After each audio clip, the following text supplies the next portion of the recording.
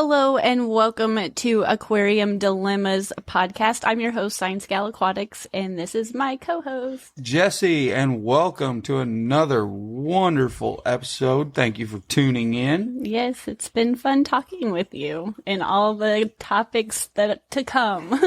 So thank you. But today we're going to talk about summer tubbing because it's really nice today and I can't wait for summer tubbing. It's so much fun and I love it.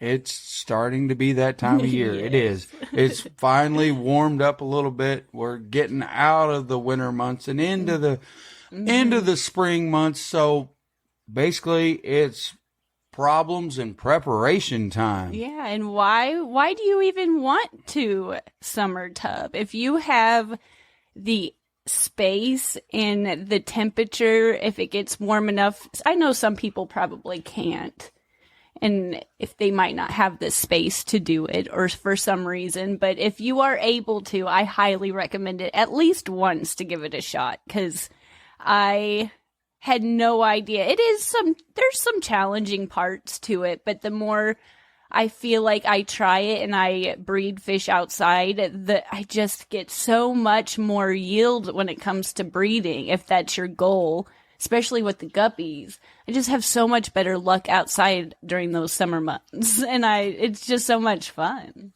That would be my main thing. So for the normal hobbyist, what would be the thought of summer tubbing besides just breeding?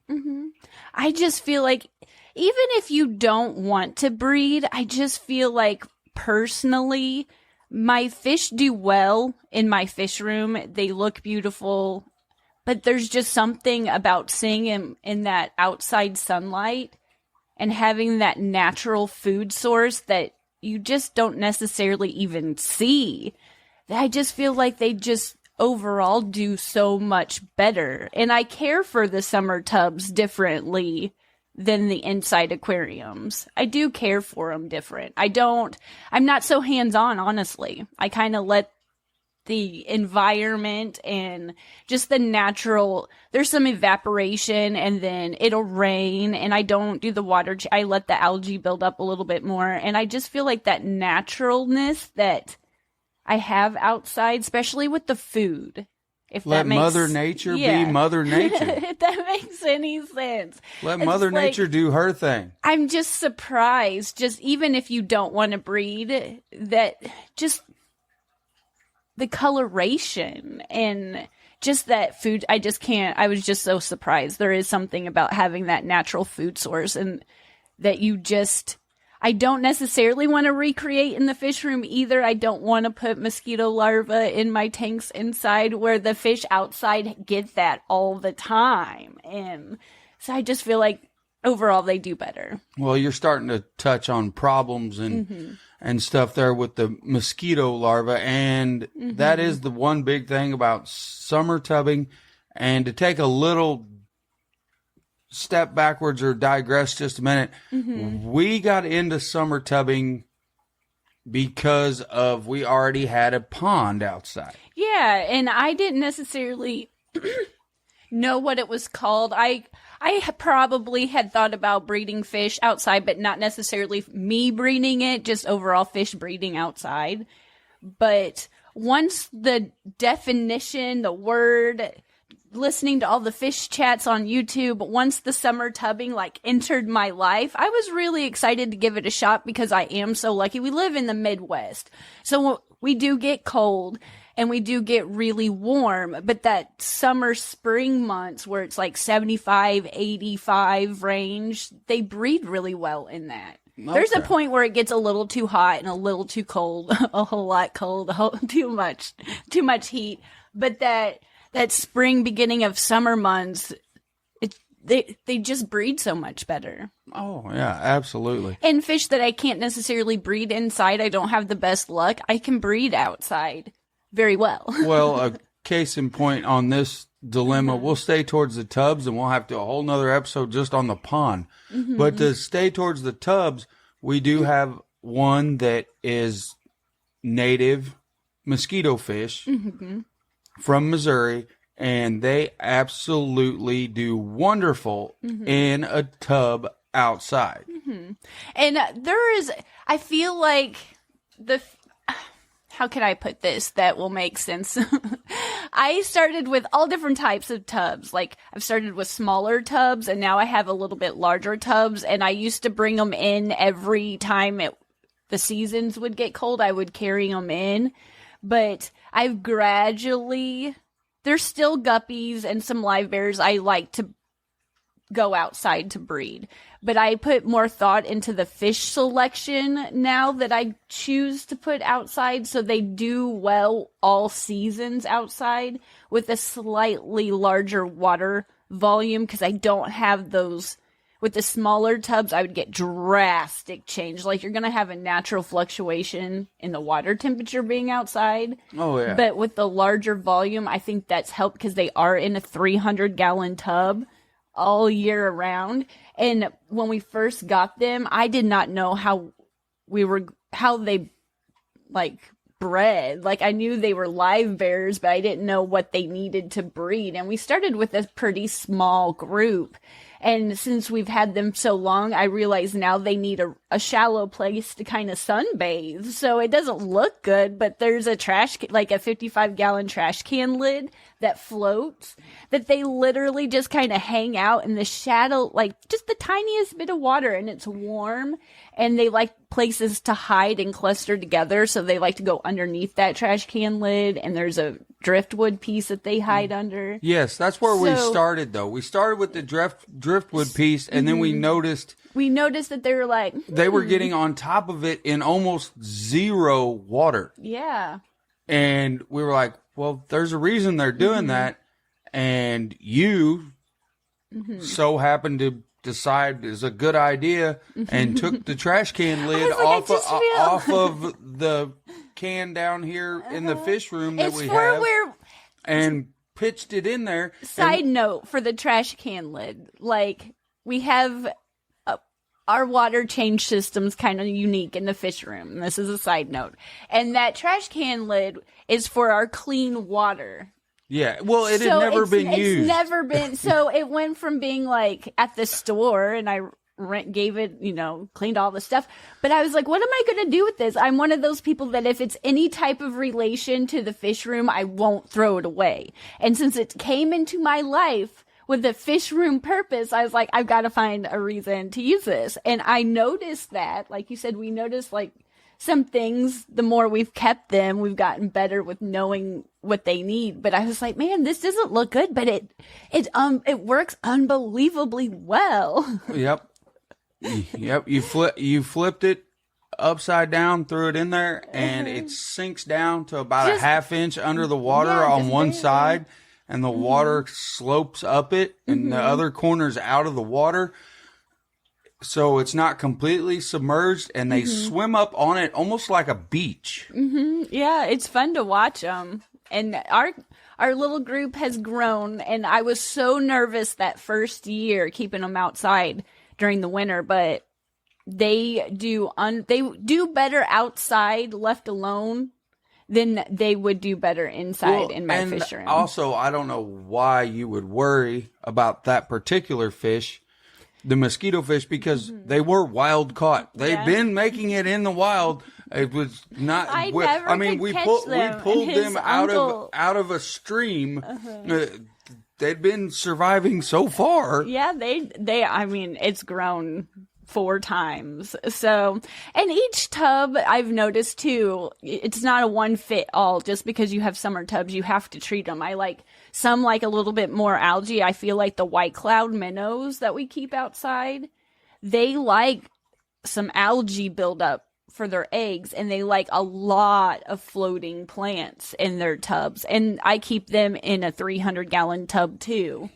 And we'll get to the filtration parts in a second, because that's a whole other thing that we've learned and kind of grown into. But the guppies and the things that I do bring in the wintertime, I keep in still smaller tubs.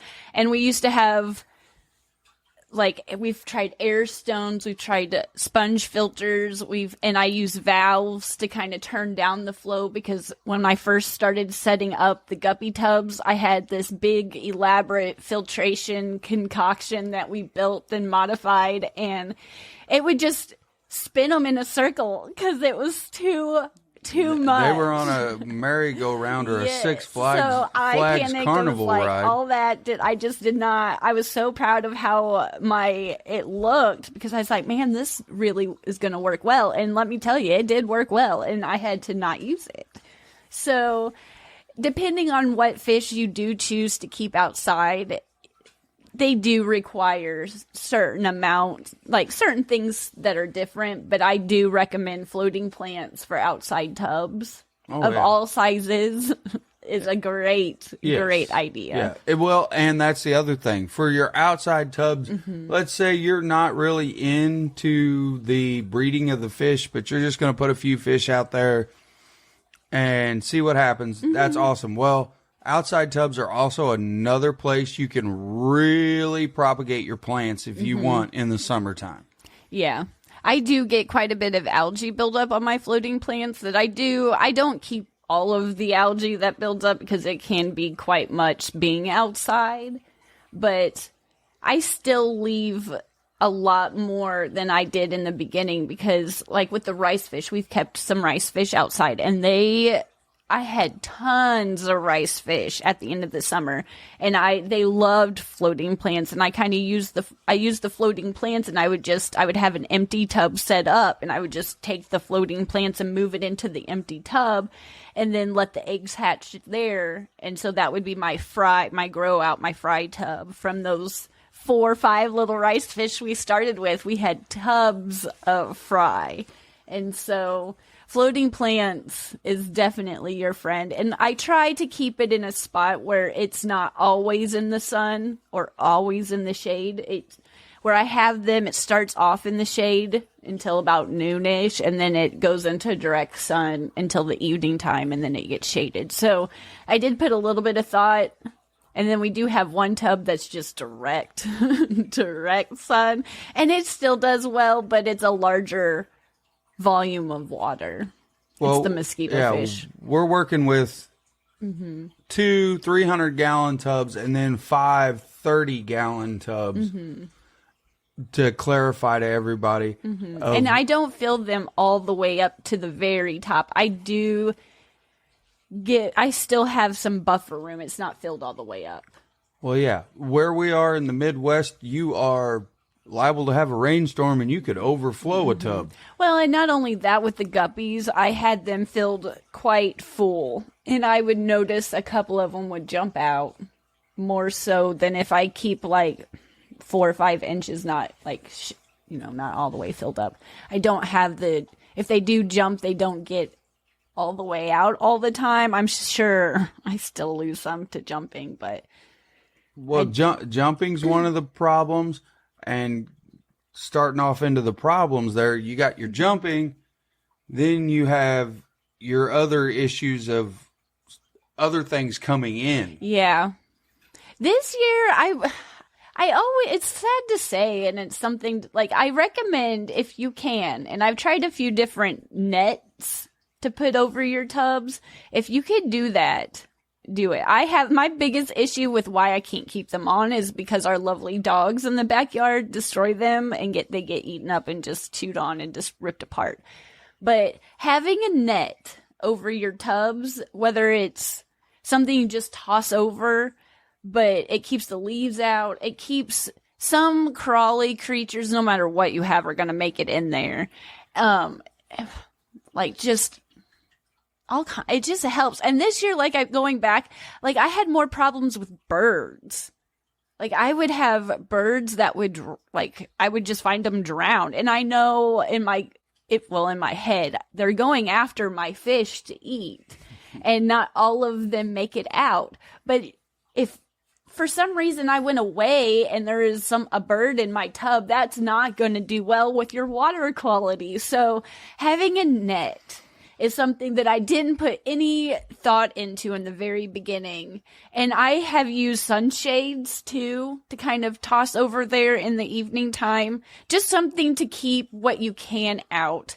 You get frogs, like we have frogs a lot that get into our summer tubs. And I don't necessarily mind frogs. Like, they're adorable and they're cute. And the tadpoles are, if you have a larger fish, they do make good fish food that's readily available, but they can get your smaller fish quite easy. Yeah, and just they can disturb. Just take over that tub. Dragonflies. You'll probably get dragonflies, and then what are they called? Dragonfly larvae or whatever. They can eat some of your fry if you choose to breed. And spiders, there's every time you go out, there's some kind of moth or something. So I keep little scoops out there. So if I notice, just because I don't want it fouling up my water with just creepy crawlies, but you're just going to get that types of stuff. And if you can, sometimes you can't just scoop out everything. You're not going to see every dragonfly larva that's in there. But just, if you can, scoop them out and get rid of them so they're not taking away from your fish. Yeah. And that goes back to, with the smaller tubs, we try to let the algae grow up, and we also try to put a lot of plants in there. So that gives more of the natural environment look for the fish and places for them to hide, because it is like Mother Nature. You're going to have those creepy crawlies. You're going to have the occasional frog get in there, the dragonflies, the dragonfly larva, the mosquito larva, all that stuff. And that's all part of nature. And some of it works really well for food. It's some kind of little tiny, you can see it, but it's really like needle point small, and it gathers on top of that algae buildup. And if you push a little bit of that algae just slightly under the water, all those little tiny bugs will go out, and the fish go, my God, like all of them, white clouds, all of them, because they're so tiny, just go absolutely nuts for that. And they gobble it up. So some of that stuff works to your benefit, but some of it does not. Yeah. Well, and the other reason you mentioned earlier for the net is just through the summer and the environment, you're going to get, no matter where you are, leaves, trash, stuff is going to come in. During a storm, it gets covered in leaves and sticks and and that really is for the summer tubbing that we're talking about right now, and it's getting nice again. That's what we actually have to do. We have to get out there, check the tubs, pull out the stuff we don't want in there anymore. And it naturally builds up, like with our pond, kind of tying in our pond, we have rosy red minnows, koi, and a goldfish in that pond. And they I've noticed through the years, some of the fish really like some of that debris that builds up. They bury down in it. They pick through it. So I like to have some natural just debris breaking down to make a little substrate for them. But there's a point where it does clog up your filter. It clogs up everything. It gets to take up all of the swimming room. So we're at that point where, yes, I want to keep some of it. I don't want to get all of it out, but we need to do a significant cleaning. And same with the tubs after a storm and stuff like that.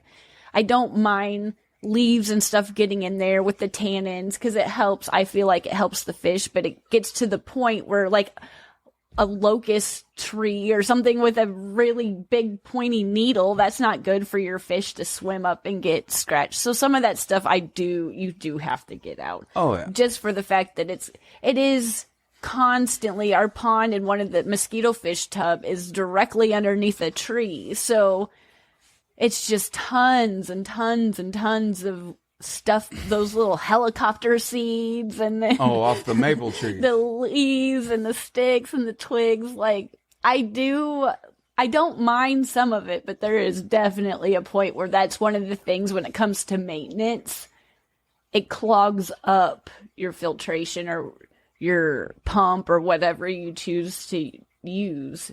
It'll clog it up real quick. Oh, yeah. And back to the tubs. On ours, we do a very low tech on all of our tubs now. And because in general, in my opinion, it works just as well as if you were going to have a high tech setup. They take care of themselves. Well, we do have a ride. I say if we do DIY projects, we're more apt to do them outside on our tubs and our ponds, 100% hands down. But our pond, we do have a UV sterilizer on it, and it goes down like a little bitty waterfall. And it's still green water, but it does help like see through it. So we have a wide range. But when it comes to filtration and like DIY projects or things we want to tinker with and try to do better or That's tear what down. summer tubbing is for. And try this. It's 100%. We're going to go outside and do it. Try to enhance or try something different on those tubs more so than any of the aquariums inside. Yeah, the mosquito fish 300-gallon outside tub is probably the lowest tech tank. We do almost nothing to it. Yeah, and it doesn't even have anything on it because it doesn't reach a plug-in. And it self-sustains and has for a couple years now. Yeah, I think this will be our third or fourth. I can't even remember. I think it's the third year on this one now. But because it didn't reach a plug-in, and we didn't have any way to put it anywhere next to a plug-in, it's like a solar paneled bird feeder. Not bird feeder, bird fountain. Bird fountain, all the way up to a swimming pool size, but it's like a solar panel little fountain. It comes with a little attachment so you can change what the water, how it comes out. But it's only like the size of it. I don't even think it's the size of a dinner plate. It's about 8 inches. It's not very big at all. It's about 8 inches across. And it works really well. The only downside is during the spring and stuff when it's more stormy, there's no sun. But it's something just to kind of get some kind of water flow to it. But it's definitely, there's nothing on that tank or on that tub. There's nothing on it. Yeah, that's the only thing we have in that 300. And that's the only one that we haven't tried to even put anything besides that on it because it doesn't reach a plug-in. The other ones we've made stuff and tried this. But that one, it's pretty much every once in a while I feel like the water does get too hot in the like dead heat middle of summer and we'll float some frozen water bottles in there. But I don't think it does enough to change anything. But it makes me feel better. Yeah, and they still seem to do well. They still do well. The 300 tub is actually black. So in the spring, it is wonderful because it soaks up that sunlight and starts to heat that water up and bring the fish kind of out of their dormant phase from the winter a lot quicker. Yeah, you can still see them all winter, but they definitely slow down and there's some algae buildup around the side of the tub, and they bury themselves in that little bit of algae through the winter. But once it starts warming up and I don't feed anything through the winter. Once it starts warming up and they get fed, they're definitely more active. Well, but we do have a sunshade. We bought a sunshade, so when it just gets too hot, we'll cover it with a sunshade so it kind of blocks some of the heat. But yeah, we do what we can but again, the less I do, the better they are. Well, and I mean, that's the whole dilemma right there. And it goes back to my saying, less is more. When it's dead of summer, giving them a little extra shade, that's what they're going to do in nature. They're going to find a shady spot. They're not going to sit right out in the sun. And I do feed them different types of things through the summertime and the springtime and when it's warm. But anytime you go in there, there's always something that they're nipping. There's always some kind of food available for them. So again, it's just, I think, more of making me be like, oh, I'm helping when they're just fine. And that's the difference between the fish room and my tubs and the pond outside is I do water changes. I take and clean all the algae out. I like aquarium vac, but not like I used to, and all this stuff. I have all this filtration and fancy lights and everything, and they do well. I feel like I take very good care of them, but the outside tubs, I used to do water changes on the tubs, and I used to do all the same. I would do almost the exact type of maintenance outside as I would do inside, and I've learned that it doesn't help.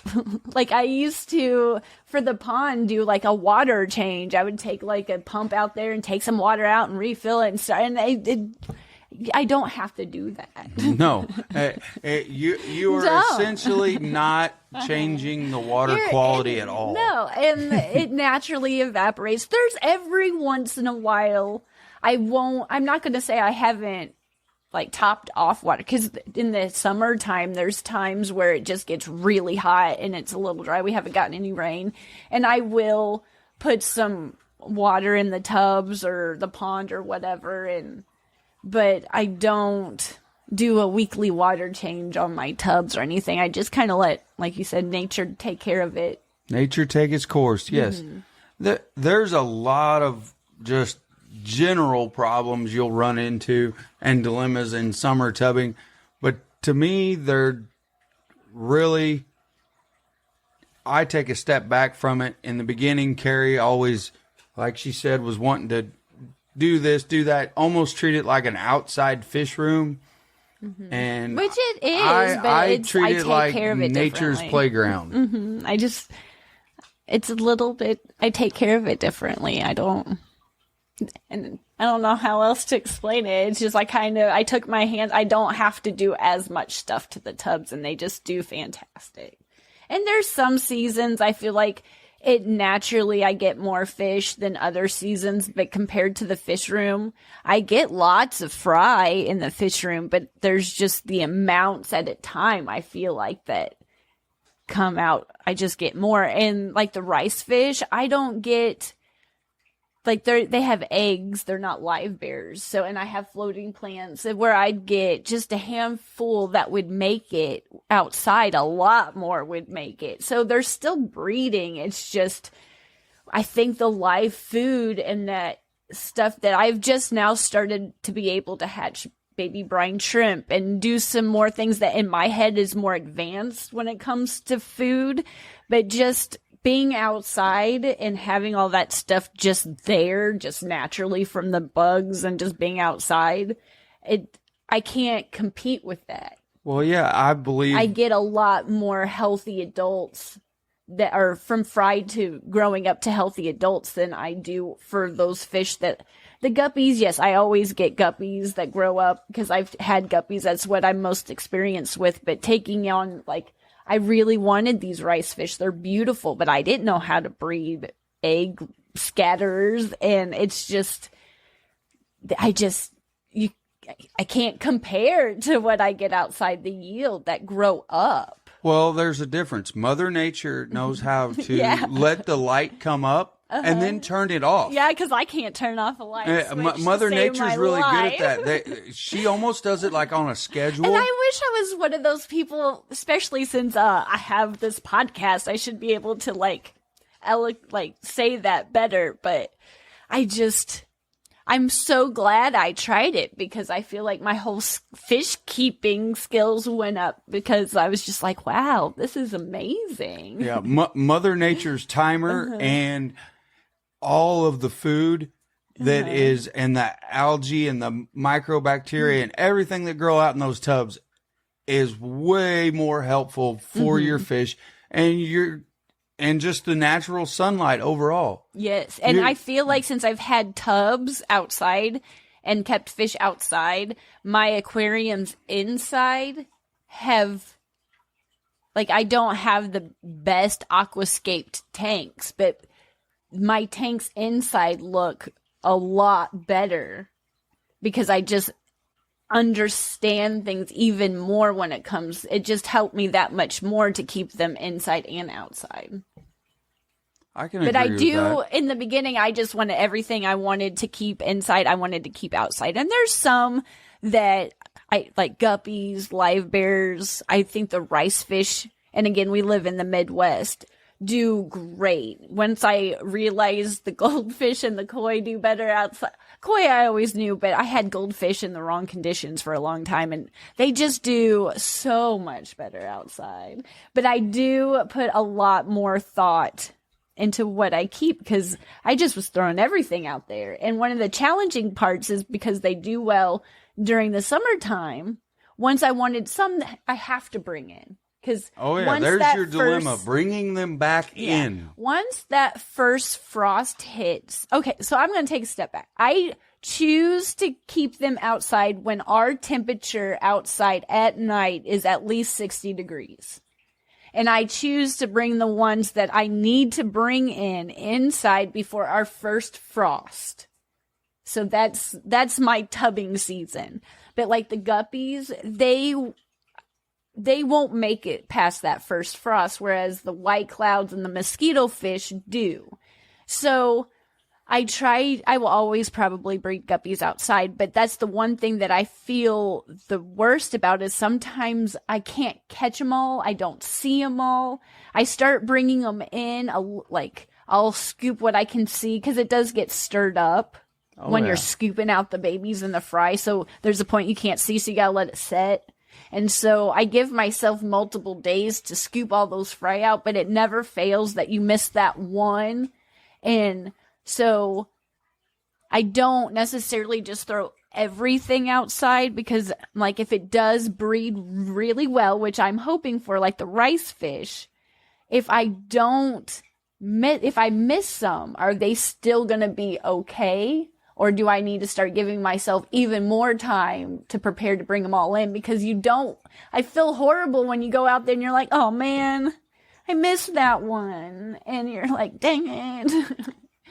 That was a whole lot of words, but hopefully got my point. Well, and all of those that you're talking about are the smaller 30-gallon tanks. Mm-hmm. All the smaller tubs. All the smaller tubs. Mm-hmm. And the equipment on them is a little more, and you need, for that less volume of water, you're going to need at minimum, for the summer heat and the evaporation, the oxygen is going to come out of that water. At minimum, you're going to have an air stone or something on those tanks. If it's a smaller tank, with the rice fish, I would have it turned down really low. I would have an air stone in there and then up the tube, there's a valve that I could turn down, because they do like it pretty stagnant, like very little water flow, from my opinion. Yeah, so still. I would turn it, still's a better word. I would turn it all the way down, where the guppies, they don't mind a little bit, but in the beginning, they didn't need me swirling around, So you have to know kind of observe them a little bit. If they look like they're in distress, maybe turn it down, or if you see them gasping at the surface, turn it a little bit more up. But the more water volume that you have, we have a large water volume with a small fish, so that helps. Yeah, and because water by nature is, no matter what, has about 3% oxygen in it. Mm-hmm. So when you have a 300-gallon versus a 30-gallon, there's a lot more oxygen in there, and the water can evaporate a little bit, and you still have plenty of time. Whereas if you got a 30-gallon and you evaporate out 6 inches of water in a week because it's humid and hot, your fish are going to be running out of oxygen. Yeah. So I guess you want to talk about, the only thing I have really left to talk about, I think, is just our random different types of filtrations and pumps we've used through the years.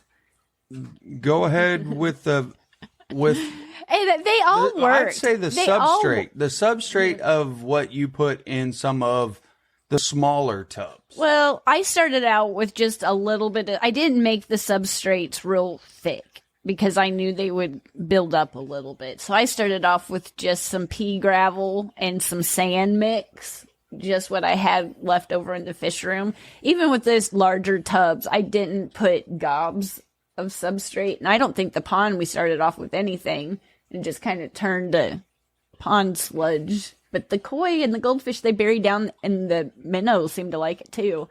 but I didn't add very much in the beginning. Plus, I knew with the smaller tubs, we had to carry that. We carried that back inside down the steps to the basement, and it was heavy.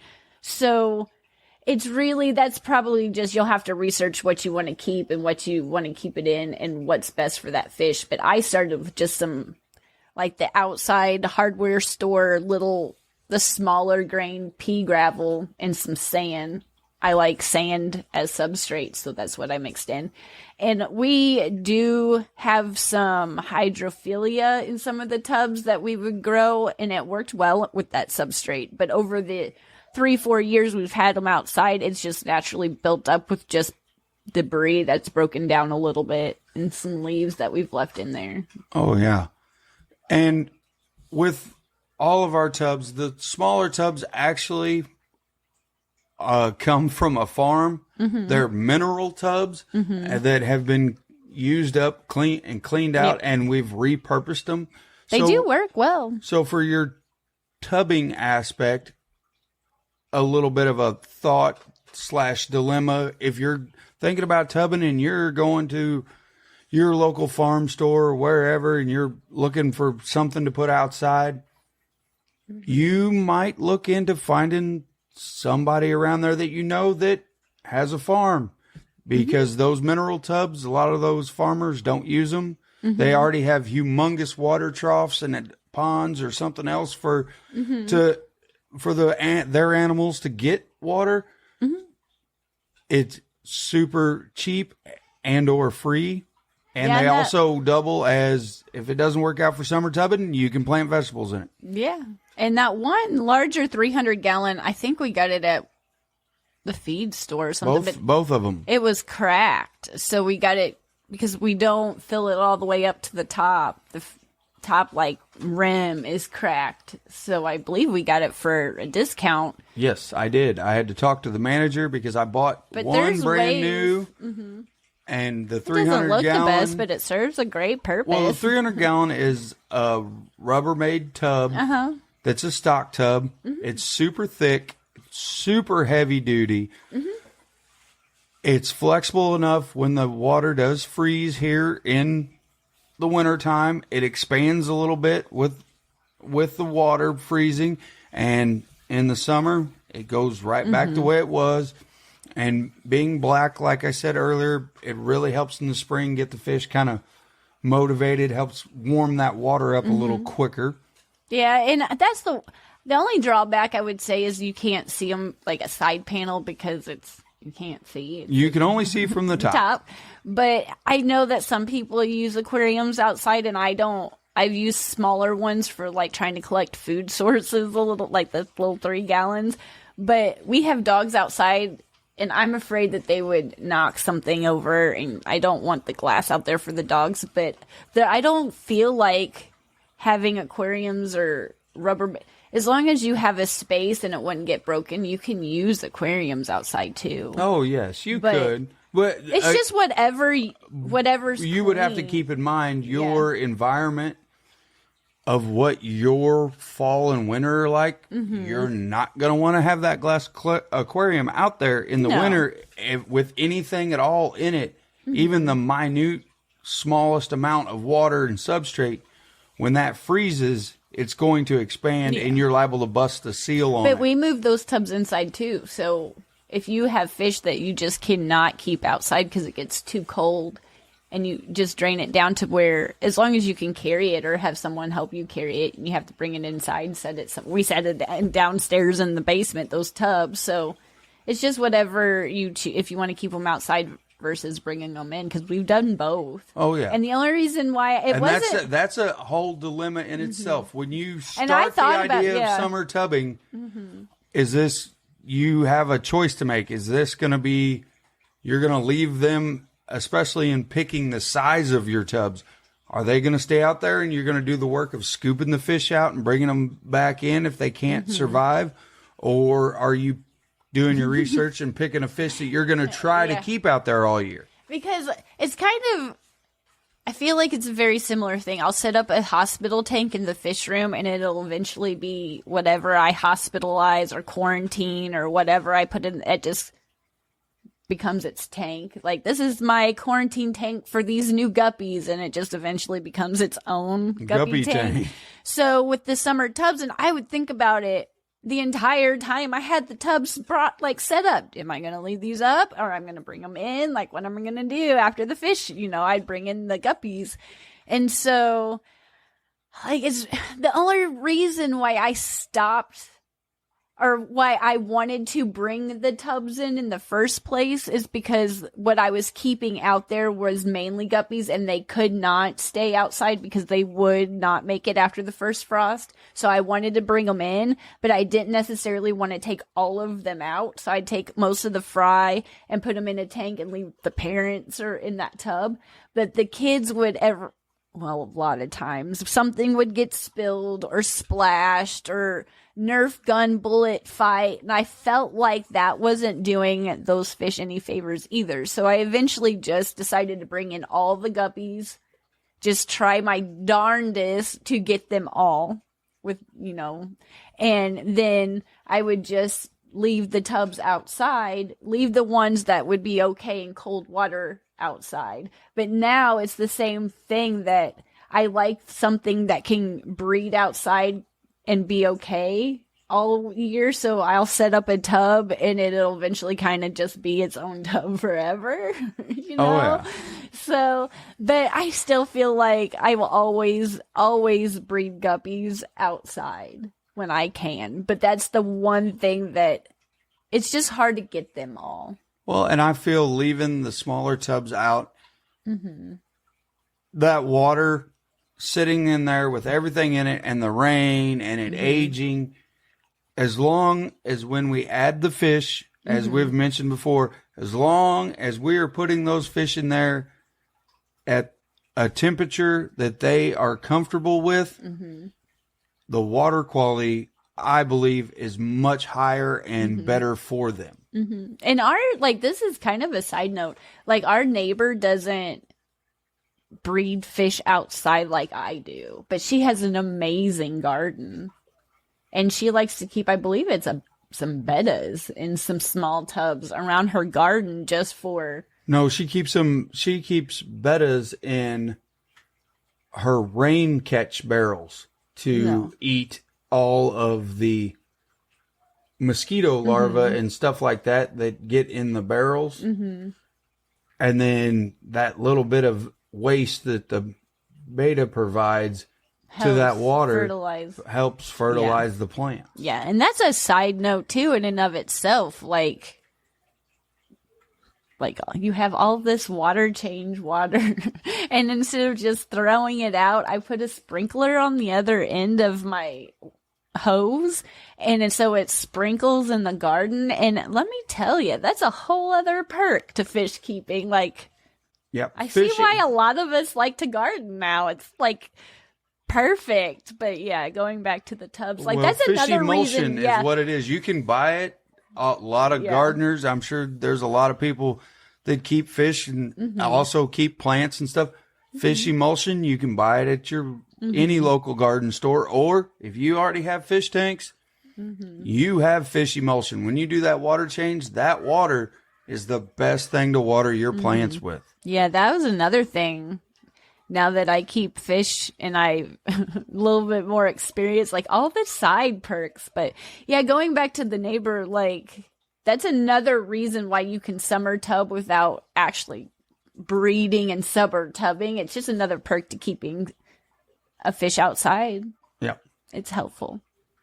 But I guess going on to the different ways we've tried to filter these tubs, it's mainly we've used just pumps, different variations of pumps and sponges and biological media and just different things. But our pond, we started off, we had like a Tupperware container that we put and drilled a bunch of holes in, and then put the pump in there and had the tube coming out. And that worked really well. It's just the fish needed more swimming room because it did take up some space.